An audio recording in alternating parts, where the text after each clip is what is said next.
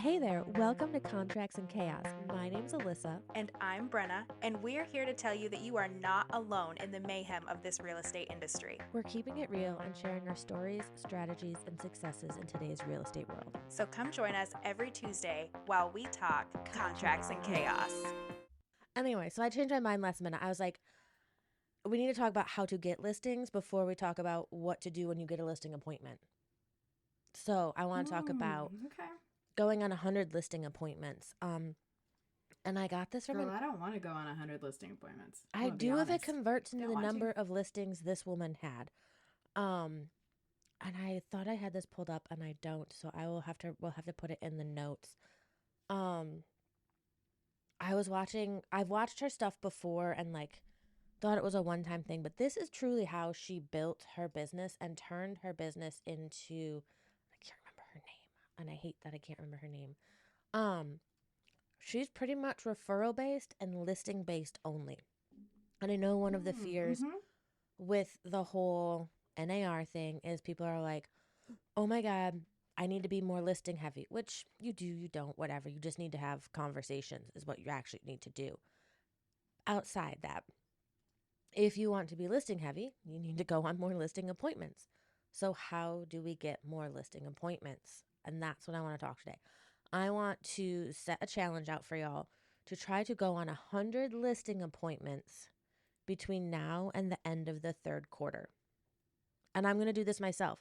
I wrote out my 12-week year last night, and that is one of my steps is I'm going to work this listing challenge to try and get more listings and to change my business. Roxanne, you're in the way again. But let me pull, get off the keyboard. Can you tell I wasn't home yesterday? Like they are all mommy. Yeah, where have you been all my whole life? Yeah. God No, I forbid. totally agree. Like if you want to change your business, you have to do more. God, the idea of 100 listing appointments just hurts my brain. I know, but it does make sense because you've got you're not going to get all 100 of those listings. It's just not going to happen. I have gone on more listing appointments this year that I've lost than I have in the last in my whole real estate career of 5 years, and a lot of it is because I won't do a 1.5% listing. I was just going to ask you that. 3 reasons. What that was my follow up to your statement was, did they give you feedback as to why you didn't win? And that's what it was. They wanted to offer that. Yep. The last 3 people were like, we loved everything you said. You answered all of our questions. You would do exactly what we wanted. We loved your communication, your follow-up, all of your appointment, all the information that you brought to us. Everything was great. If you will list the house for 1.5%, we'll go with you. Nope. That won't happen. So, and then the lady said exactly the same thing. Love you. This is great. You've been fantastic.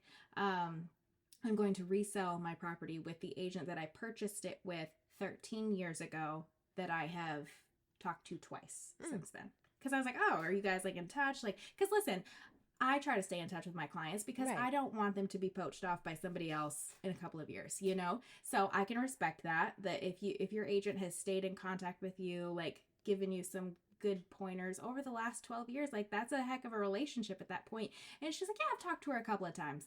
And I'm like, oh, okay. And then, I mean, the karma part of that is, I guess, I've seen the listing. The pictures are awful. The listing description's terrible. And where I told her that it would probably be 3 to 4 weeks before it went under contract, it's been 2.5 months now. So it's just sitting there. I don't know if we've ever covered this on the podcast. I know you and I have discussed it and I've talked to other people about it. That is where, so one of my secret ninja steps, and I learned this doing it backwards once, and now I just incorporate it into my listing presentation. One time I had an agent reaching out to my clients. They hadn't quite signed with me, but I knew they were going to use me. And then this agent was like, well, blah, blah, blah, blah, blah. I went through MLS and I pulled his listings. Look at the days on market. Look at what he's listing it for versus what he's selling it for. Every single one of his listings has shit photos. every single one of his listings is sitting much longer than he's saying it should. Even, I pulled old ones. I was like, even during 2020 and 2021. And all of them, or most of them, were selling significantly less than the asking price. So he's making false promises and not able to deliver. And look who's buying Mm-hmm. them. Investors. It was all Open Schmore and Schmofferpad. And I was like, so that's what he's doing. So he's saying he'll do this. And then when his clients get angry that it hasn't sold, he flips and brings them in and gets, at least he can say he got an offer. So I've Mm-hmm. started doing that in my listing appointment. I go in, if their previous listing, when they bought it, I pull that agent, their current listings, and I say, hey, here's the data. I can beat that. Mm-hmm. So we'll cover that when we talk about what to do in a listing appointment. Now we're talking about how to get into a listing appointment. But you made a very good point that, like, not all of us are created equal. And just because she's good at helping you buy doesn't necessarily mean she's helping you or she's good at helping you sell. Like, some of us are buyer's agents, some of us are listing agents, some of us are very good at doing both. But if they specify or specialize in one, then they may not be the agent that our client wants to use for the other. So Mm-hmm. today we're going to talk, and her name, I pulled her up while you were talking.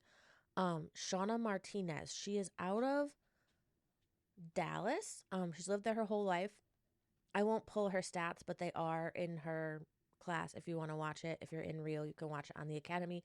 Her next live session, if you want to watch this with her, is in May sometime. She only teaches this like once every 3 months. But this is how she built her business when she got started. She had gone to like a Tom Ferry coaching thing, and he challenged her to go on 100 listing appointments in a certain period. And she went on 101. And the first time she did it, it got her 20 listings. So, are those numbers great? No. But it's going to get you practice in front of a bunch of people. It's going to get your name in front of a bunch of people. And if you Mm-hmm. do really well with those 20 people, that's 20 closings, guys, in what? Half a year? Yep. Those people are going to refer you. They're going to come back to you. She said some of her best clients and repeat clients are from this. And it has just helped her. She's in the top like 100 agents of the 50,000 in Texas or something like that. So this works. There's like 3 steps to it, or 3 sections, I would think. The first part's preparing.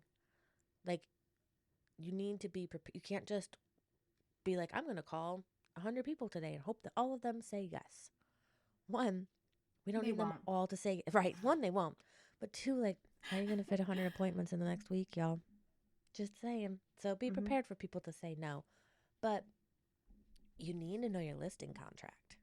If you don't know that, like, how are you going to defend it when they ask you to come to a certain percentage or they ask you a specific question about it? Mm-hmm. I got lucky. I will say the one thing I liked about my first firm was all their new agents, they sat down and we had to go to like 2 or 3 classes. And literally it was line by line through the agency agreements, the offer to purchase, and the listing agreement. And they were like 2 or 3 hours each. We went through, we filled them out together. We talked about it, made sure everyone understood exactly what that thing meant, what those paragraphs say. If your firm doesn't have that, maybe ask your BIC to sit down with you or find someone who does. But you need to know those agreements, and especially like the listing agreement and the offer to purchase, like the back of your hand, because they're going to have questions about that too. Would people have contingencies? How does this work? What you need to know these so you can talk about them. Yeah. One Um, I think is a big one that I feel like it just gets brushed over so frequently is the fixtures and exclusions part of the listing agreement. And that goes, it seems like such silly information. Like, no, don't take the light fixtures out of the ceiling when you move out of your house.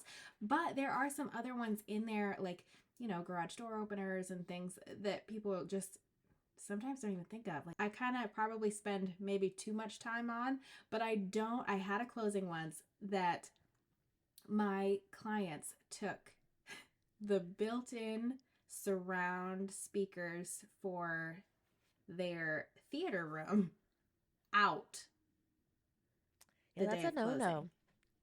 That is Unless a they said it was an no-no. exclusion, that's a no-no. That's right. And that's why, like, we go through that stuff. Like, is there anything that you will be taking? Is there something that you love? Is that light fixture something that you found on Etsy that your grandmother gave to you? If it's not staying, then I always swap it out now. Right. Take it down now. Put a Yep. different one there now. So somebody else doesn't come in and fall in love with it. And you're like, no, I can't give you Mima's light fixture. Right. Right. Or like, you know? I always use the TV as an example. You get to keep your TV, but you need to leave the bracket. And when you leave the bracket, make sure you take the arms off the back of the TV because the bracket's useless Correct. without that. Without the arms. Yeah, it's just little things like that. But it just sets people up for success when they're like, oh, what about this? Or, oh, what about that? We've already gone over this information. They know what to expect. And when somebody comes in and is like, this is what I want, they're not like, oh, yeah, no, I didn't expect that I would have to leave my brand new oven. Right. Like this is one of my pet peeves. Like we need to know a lot about houses, obviously, because we need to know the product that we are helping people buy. I don't think we sell houses. That's a whole topic for another day. We guide people. But one of my biggest pet peeves, and it comes kind of back to this, is I'm a big car girl. If I go to buy a car and I know more about that car than the salesman, guess who I'm not buying a car from? Him. Because if he doesn't, and especially like I'm buying that brand that dealership sells, like I'm going to a Volkswagen dealership, he can't tell me about this car that's been on the lot, we're done. Like, so if you don't know your contracts and how things work, how do you expect people to trust you to guide them through the biggest financial decision of their life? Like they're probably not going to. You also need a listing presentation. Now, not everyone has one, not everyone uses one, and that's okay. If you're getting started, you need a listing presentation, is my opinion, because you need something to keep you focused, to keep you on track, to make sure you check all the boxes you need to check during that conversation. This woman doesn't use one. What is her name? Shauna doesn't use one. I sometimes have one with me, but I watch the flow. Like if we just naturally go through things, then I don't need one because I've done enough of them. But I do always have a seller guide with me, and I leave that. And that kind of is a, hey, in case you have questions, it should all be in here. And if it's not, obviously reach out to me. But I also think with this listing presentation, you need to be practicing with your friends and family or another colleague. Set up some role play time to just even like ask one of your friends, hey, can I come over and I like from the minute we open the door, can we pretend that I'm coming over to sell your house? Your good friends will let you do that. And that's what you need to do so that you're comfortable with the flow of things. And who's going to give you the best feedback about that of like, hey, like this is what, this would have, if I were truly a seller, it would have been a no-no. I did that with cold calling too when I first got started, and they were like, oh, you got to use the script, follow the script.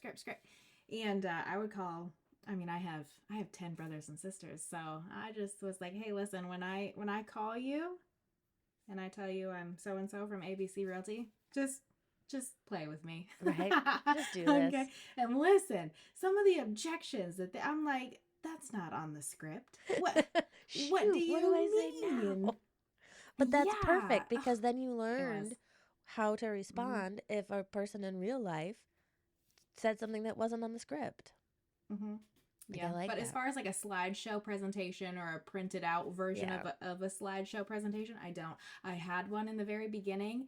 I hated it because again, so for me, the hardest part about this job is like feeling like I have to convince somebody that I'm the person to work with, right? And that's half of what this job is. So I probably should be more comfortable with it, but I do feel like the best transactions happen when it feels natural, when it comes organically, and I don't feel like I'm pitching them for a new vacuum. You know what I mean? Like there's just something about that. I want it to be a conversation to the point where when we do have your property listed, that it's like a friend calling. It's not like, oh, it's Brenna, like I don't want to answer the phone, or I have a question but I don't feel comfortable talking to her, like something along those lines, because it's only going to be better for all of us at that point. So it is more of a conversation for me, like you said, like having a structure, like the high notes of things that you must go over or ask or things like that. And honestly, I feel like you really should make it about them and about the property. The most successful ones that I've been on have been less about like, this is what I do, this is what I offer, like, and more about what your goals are, what you've changed about the property, what you love about the property, what you hate about things like that, because then I'm gaining more information about them and their property, and they're also like, oh wow, this is different from all of the other agents that I've talked to. Right. Yeah. That's exactly. And then they will, and that's why I like Sharon. I will say I like Sharon's presentation book. And I do want to get one. But that's then the questions and the conversation about the business side of this will start to flow. But if you walk in and go, oh, I love these 10-foot ceilings, if you added some crown molding and we did this, slow your roll, buddy. Like, let's just have a natural situation. Now, things that are going to come up in those questions are things you need to prepare for, like your numbers. You need to know your stats. If you're a new agent, lean on your team or your firm's numbers if you need to. I remember like that was one of my big fears. It was like, I don't have any numbers to lean on. And my broker at the time was like, lean on the firms that, we're the number one in this and we're number whatever in that. If you're on a team, lean on their numbers. But again, like if you're going to a listing and they they bought with someone else, pull that person's numbers. It's not, some people might say that's dirty. It's not dirty. It's knowing your competition. And if you can't compare, like bring your listing photos, bring their listing photos if you need. Like if you truly know like that person does not do well at listings, you need to, I don't want you to have to defend, and I don't want you to have to, never want you to put another agent down. But you need to be able to compare. This is how I handle my business, and this is how their business publicly presents. Facts are facts. You also need to know your market stats. Brenna, you are amazing at market stats. Like you dig. That's so. See, like I love that you say that, because I feel like, gosh, I still know nothing about what's happening, and it's because it changes so much. Oh, it does. But like, yeah, it really does. And so, and I will say this: I started really broad, and because I was fishing in the very beginning, you know what I mean? I needed business, and I would help anybody, which is great. I got a lot of learning under my belt, but, and we've talked about this before, when you talk to everybody, you talk to nobody. So if I'm pulling stats for, our MLS is called Canopy MLS, but it services a huge area. Areas I will never touch, and I don't care to touch. That I'm honestly, somebody was like, do you service so-and-so? And I'm like, where is that? And it's in Canopy, but I've never even heard of that town before. So when I would pull up stats and say, 1,842 properties went under contract today in Canopy MLS. Okay, that's great. That's a third of the state of North Carolina. Yep, and growing. Okay? And growing. And the numbers looked really good. But if I'm like in Newton this week, we had 6 properties go under contract. Out of the 7 that were listed, someone's like, oh, wow, Newton, you know what I mean? Right. Like the properties are moving here. It's very specific. It's speaking to what they are interested in. So I try to stay, as far as like sharing market stats, I really try to stay in Catawba County, which is still a huge area. Yes. But I can get more hyper-focused. Like if I'm, my community newsletter goes out today, and the newsletter is what's new in Newton. And I only dial in on Newton just for that email, because the people that are here interested in our specific community events, like they're not going to care about the whole of Catawba County. They want to know about the property that just got listed around the corner for double what they think it should sell for, and it's already under contract. So Right. I think that that's very important. And MLS, you can get every information piece that you could possibly ask for. If you have RPR, you have a great resource at your fingertips there. They actually, I don't know if you used their new like AI feature No, and I didn't even know it was things like there. that. Oh gosh, so it's so cool. You can where we do like our CMAs in RPR. Mhm. You can do a neighborhood search. It'll pull up the stats for the last month. It'll create a graph for you to use. You can say, okay, I need copy for this, and it'll generate some. You can have it reworded. You can add your own to it. I'm gonna have to It play is with really that. cool. It's really cool. But so again, for people who are like, oh no, like I'm not good with numbers, I'm not good for information, there are resources like that out there that already compile the numbers for you, that give you the blurb that you need. I have a very unique, I think, way of presenting and way of talking. I'm a storyteller, so AI is really hard for me because I'm like, it's not what I wanted it to say, Right. you know. So, but you know, if you need to lean on something like that, there's no problem with that. Just make sure your facts are right. Yeah.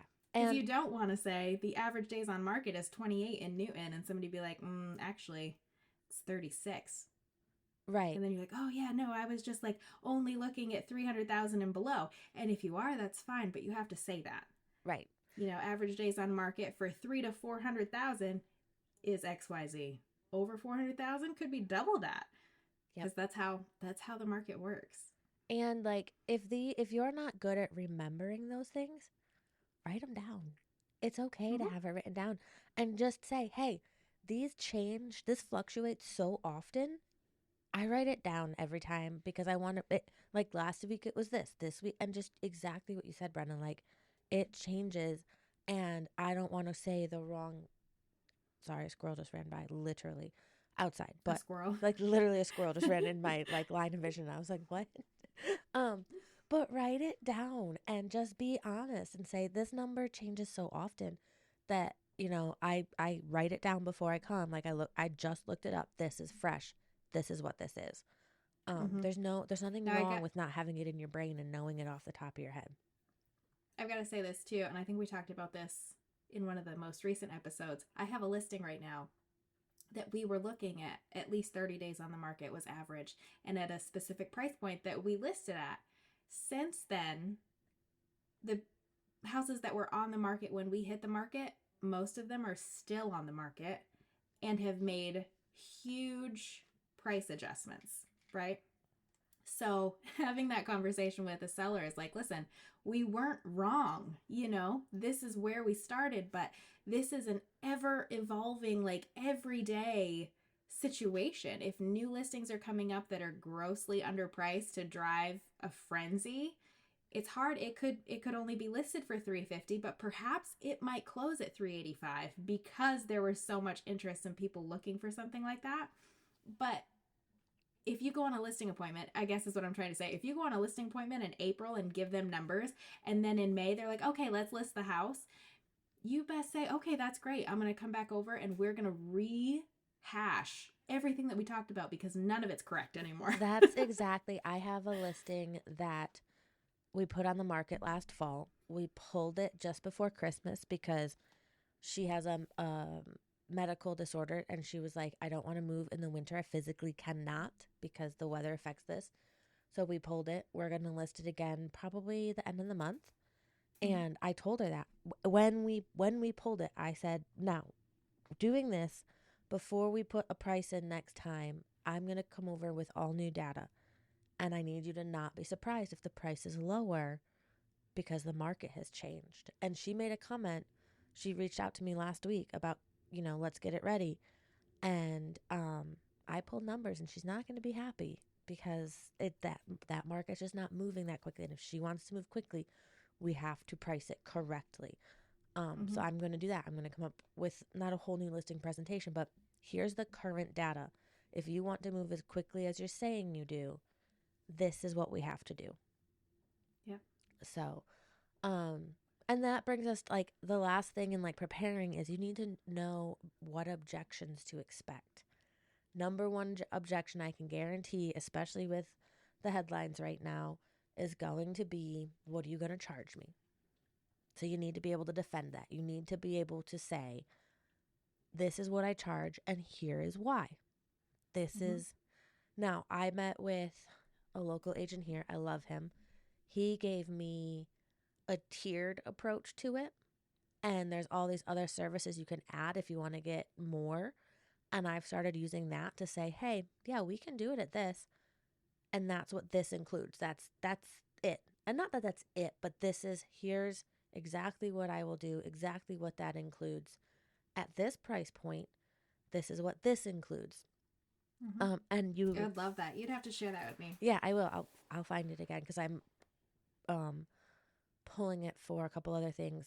But you also have to be able to defend your services and know that you're going to do what you say you're going to do. You're solid on it, and you're going to be able to deliver those results. And this doesn't have to be a catty conversation either. No, not at all. You know what you charge. This is a personal, and this is where like the headlines are so messed up. You know what I mean? Like this is a personal decision. It's just like going to a hairdresser.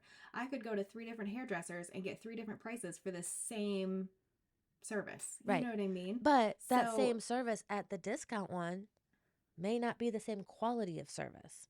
Yeah, you might go in and ask for a let's pedicure. Go get a balayage. Right. And you come out and you got a crooked toenail or purple hair. And you're like, wait, I asked to be a blonde today. Why is my hair purple? Trust me, I've experienced that. There is something to be said about you get what you pay for. But you can defend yourself and just say, like, this is what I do. I know the amount of time and effort that I put into each one of my buyer clients, or specifically today, seller clients, and this is what it costs. Right. And if they're not comfortable with that, and some people aren't in a position to pay that, sometimes they have to sell their house because there is no money in it and they're underwater. And that happens. And sometimes it's just not a good fit. And honestly, the ones that I've like fought for, and I don't want to say discounted, but discounted for, have been the hardest, most dragged out transactions. And honestly, there's something like, it's never enough. So if you're like, oh yeah, no, I'll do it for you for 2.5% or whatever percentage it is this time, it's never enough. They're never grateful for it. As far as like, oh wow, she really did us a solid. It's like, oh well, she's still making XYZ. Right. And like, remember that you need to be firm in the conversation of, if we do it at that rate, then the buyer's agent is only going to get offered this much. And that conversation is going to change. And I'm going to talk about it how it is now. Because quite frankly, I don't think the Department of Justice is going to sign off. And I'm not going to bet on it. But I think knowing that they reopen things this week is going to change some things. Anyway, you need to have that conversation of how either not offering a buyer agency or not allowing you to co-op a certain percentage is going to make it harder to sell your house.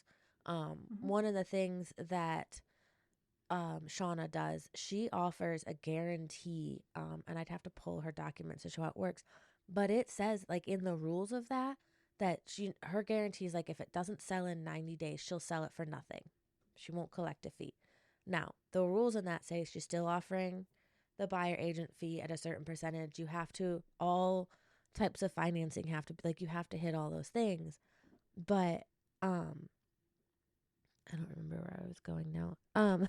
But that's part of that conversation of like, if we're not offering this, it's going to be harder to sell your house. So, and that's what I liked about her guarantee. That's where I was going. I liked about her guarantee. It set the rules. If you don't do these things, then I'm not going to guarantee that if it doesn't sell in 90 days, I'll sell it for no fee, because you're not doing your job as a seller. So you have to remind them like that's part your job too. These are the things. If you're like, I have a listing now and it's back under contract, but she did not want FHA or VA, and that eliminates a huge buyer pool. So you just have to be able to talk to those things and explain why things like that are important. Now, there's a flip side to that. If you're charging whatever percentage and say that you're going to do these very specific 10 marketing things, or that you're going to reach out to them every week, or have feedback for them from each showing after the showing, then you better do those things. Right. Yep. And if you can't, or if you're going out, you know what I mean? If you have a vacation scheduled, the communication has to be there. And if you set an expectation up front that you can't live up to, that's when people think that they're overpaying for a service. If you set an expectation and exceed it, that's, if anything, like, under promise and over deliver. Like, that's... Yes, for sure. Under promise and over deliver. Absolutely.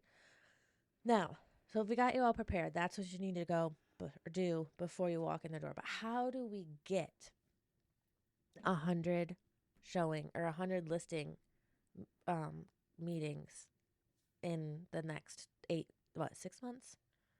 6 months? 6 months. You're gonna have to work for it. You're gonna have to use your lead sources. So lean into your sphere of influence, talk to them, have those conversations, maybe make them a little more specific, or let them know. Like, even you're at the next baby shower and people are like, oh, how's business? Say specifically, oh, it's really good. I'm doing this 100 listing appointment challenge. So if you think of anyone or you hear any of your friends or family, I'd really love the opportunity. Would you mind sharing my info? It will come naturally in those conversations. It doesn't have to be as like scripted as I just said it, but it will come up like, oh yeah, I'm trying to go on 100 listing appointments in the next however many days. This is where I'm at. And they'll offer. They're like, oh, well, like, it will come up, and they'll talk about it. Lean into your social media. I don't know I would say. The one that I hate is I'm trying to help 36 families before the end of the year. I can't stand that post. But if you, like, there's an agent I know locally who's carrying, his coach has him carrying, it's got to be a 2-foot sign of his company's logo everywhere he goes until he gets a certain number of listings, because it starts that conversation. So if you can find and he puts it all over social media, like, oh, look, it's at the gym today. Oh, look, it's at that. Now, I did catch him.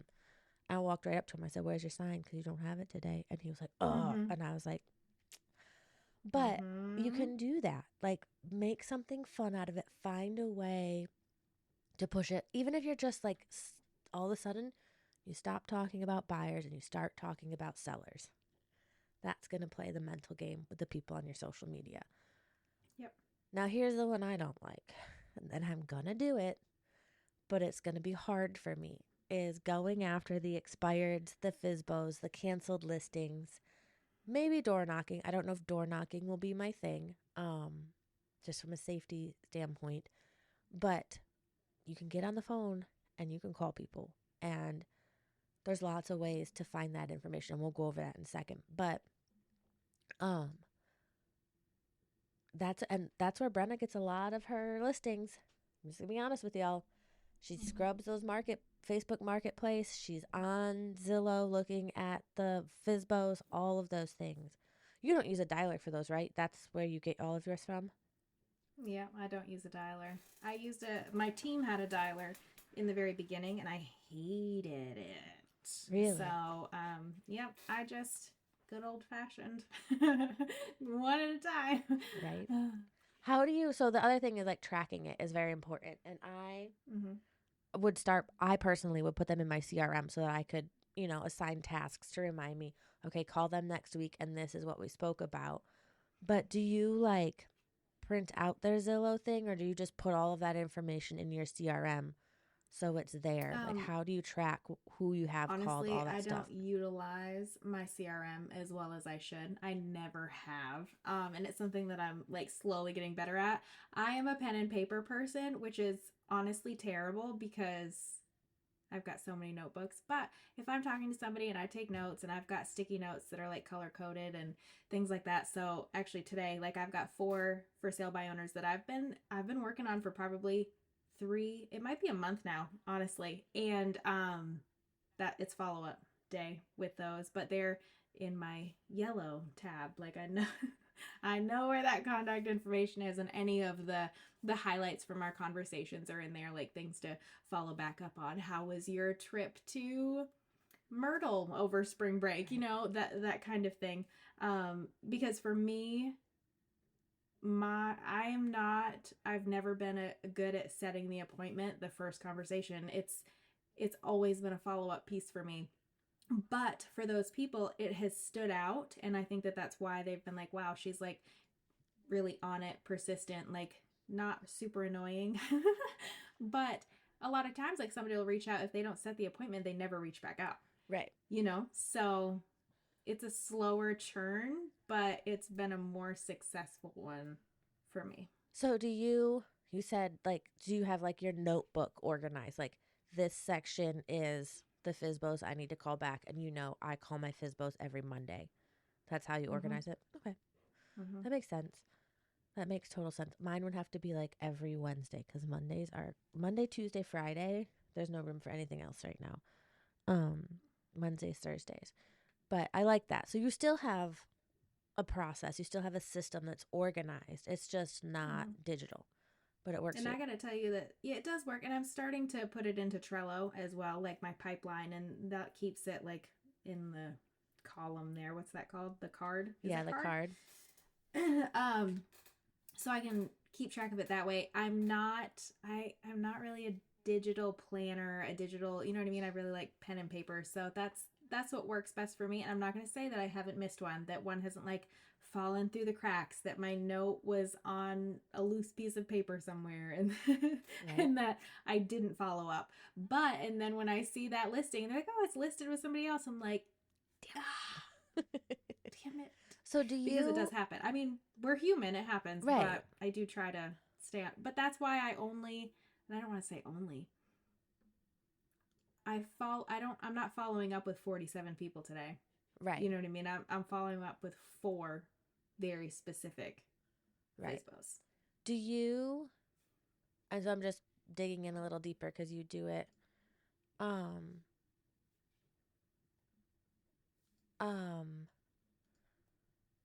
when you're with your follow-up with them. So you're organized, obviously, like you track it in your notebook.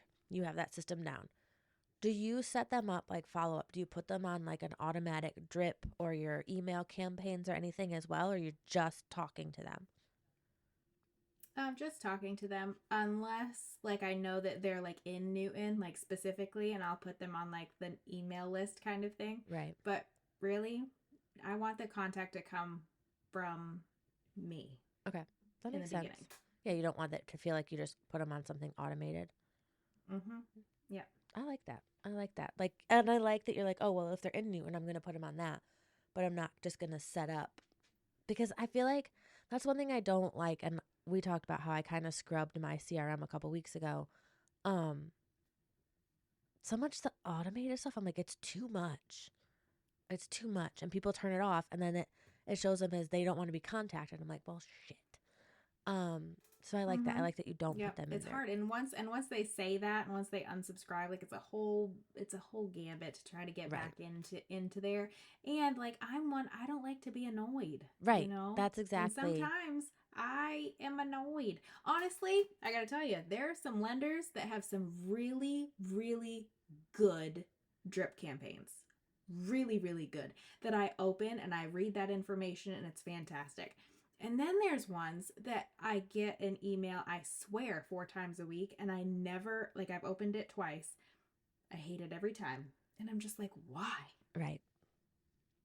And I don't want people to feel like that. I don't want anyone to be like, why? When they get an email from me. Yeah.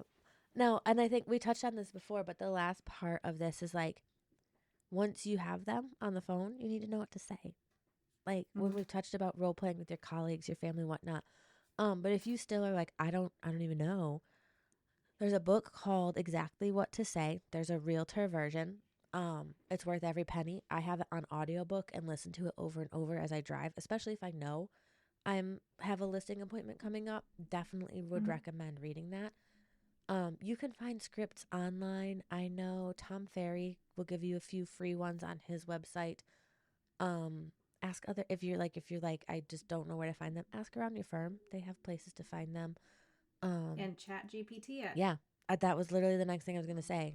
Chat GPT, baby. The other thing, and with ChatGPT, it's a feedback mechanism. You know what I mean? So if it spits something out and it looks like a firm from the 1980s that hasn't updated anything in a long time, you can put in prompts like, great information. That's great information. Now make it more conversational. Right. Right? Yep. Like add some funny notes in there or make it cheer, whatever the case may be. The key is with a script, if you're reading it off a piece of paper and it feels like a script to you, it feels like a script to them. Yep. And that, so I forget what training I was in when somebody said that. If it feels like a script to you, it feels like a script to them, you know? So you have to, and like you said, there's 50 billion scripts out there, and everybody who's come up with a script is going to tell you that that's the one that works because that's the one that worked for them. Right. It doesn't mean it'll work for you. That may not be your personality. You need to find one that feels right for you, that comes out naturally, that flows. So then again, it's more like a conversation, and instead of, you know, somebody calling you asking you about your car warranty. Right. So. Exactly. Now, we kind of brushed over it and I said we'd come back to it, but where do we get this information? Brenna scrubs Facebook, she scrubs Zillow, she goes deep. Do you go into your MLS and pull the expired ones? I haven't done expireds in a long time, and I should do more of them. I got my feelings hurt the first year that I did expireds, and here's why. Expireds, I feel like, are one of those clients that you have to really, really, really push and show why you are the right one. Right, why you're different than the Because, person who didn't get it sold. Yeah, because if they are expired or withdrawn, it's because their house didn't sell the first time after they trusted somebody to get the job done. Now, you have no idea if it was the agent's fault or, quite frankly, the seller's fault that didn't happen. But they are I don't want to say a much harder sell, but they are, because they're already like, it didn't work. Realtors suck. I can do this myself. Right. You know? Whereas I feel like for me personally, for sale by owners, literally are just standing around with their hand up that says, I want to sell my house. Yep. And I know that I can help that person. Right. And you never know, like, the life situation with an expired either. They may have withdrawn it first and then it expired because something happened. Like, yeah, I get it. I mean, they have raised their hand to say they want to sell their house, but life may have changed. Like my client, she just, the weather got too cold and she physically can't move in the winter. So we pulled it. Someone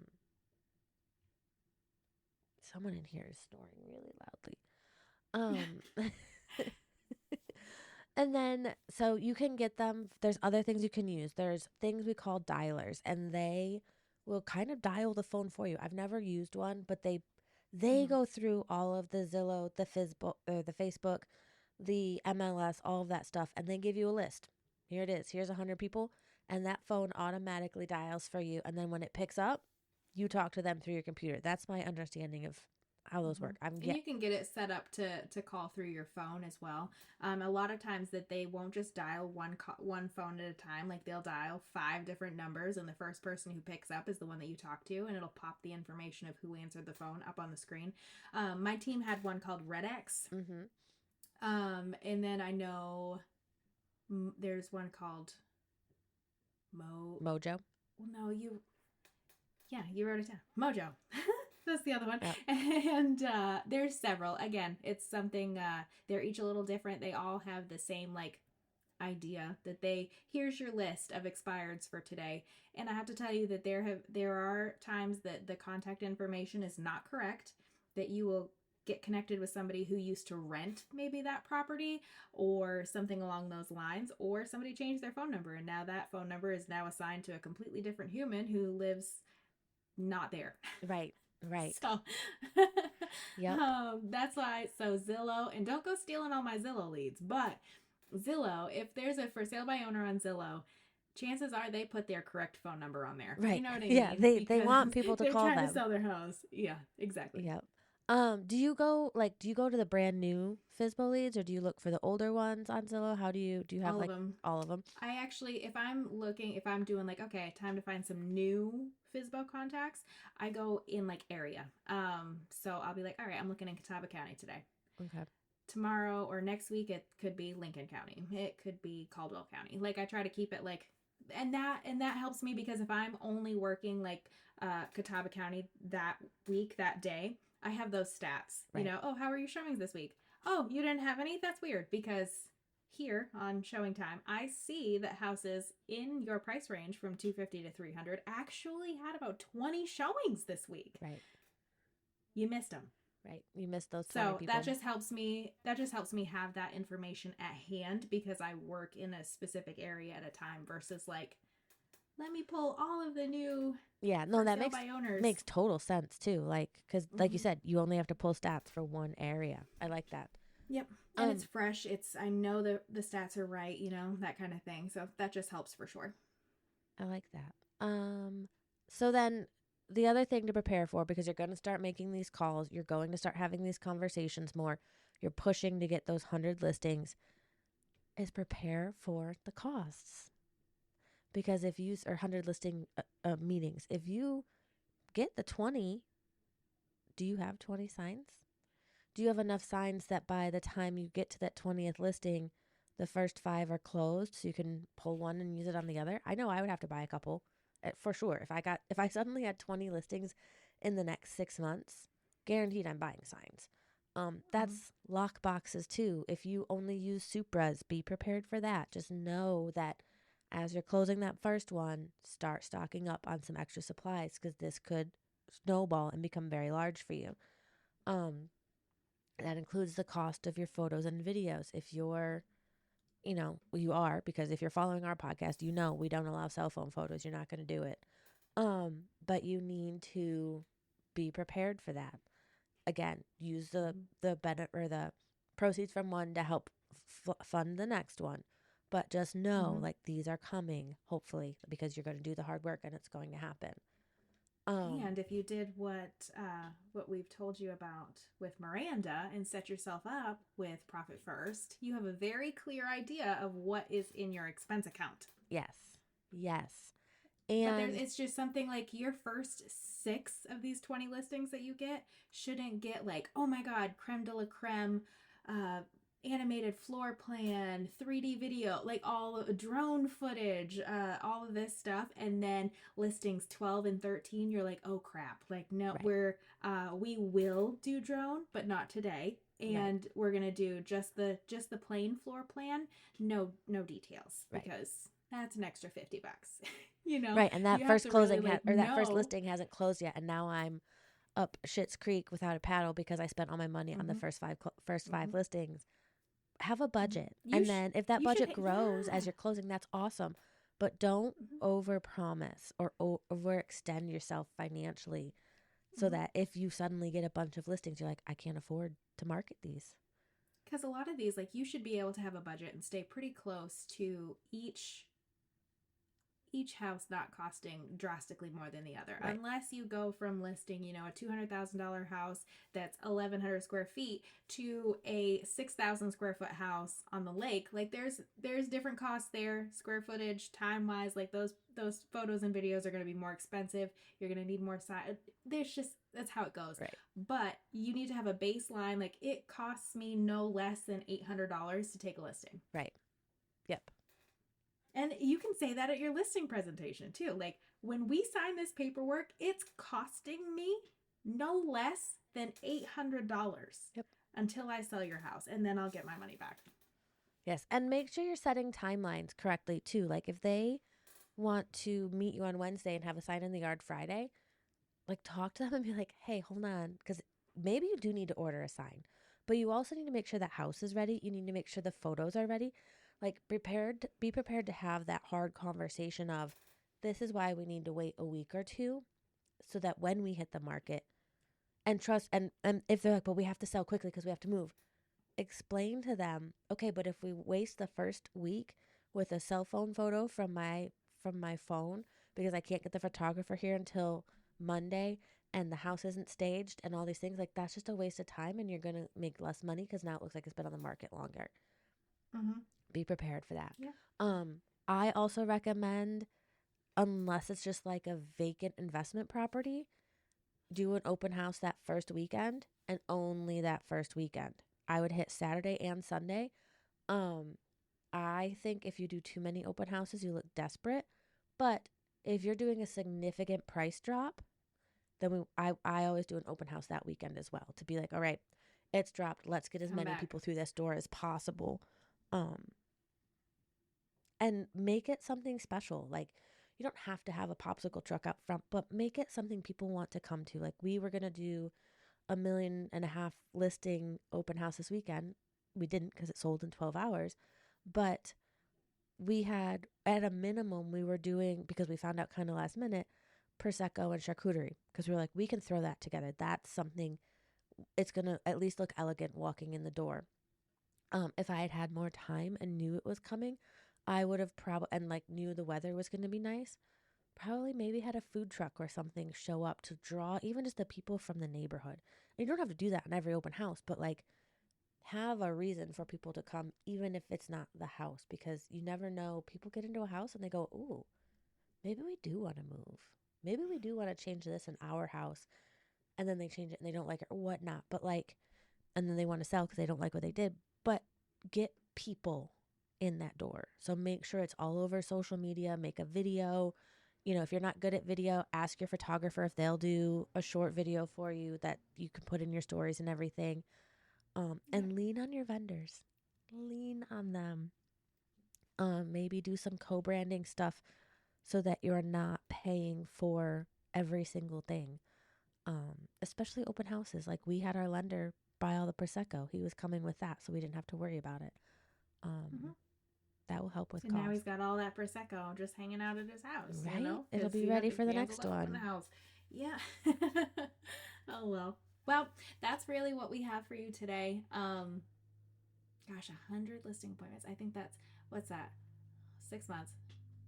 It's 180 days. Mm-hmm. So, I mean, every other day. Right?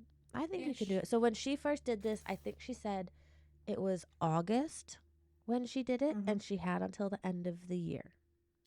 Yeah. And she went on 101. So get on those phones, get in front of those people, get that social media up and running. You can do this. And we will see you next week. Yes, we will see you next week. We just finished another episode of Contracts and Chaos, but believe me, the chaos does not stop here. So check out the show notes for our email address and where to follow us on socials, and we will see you next week.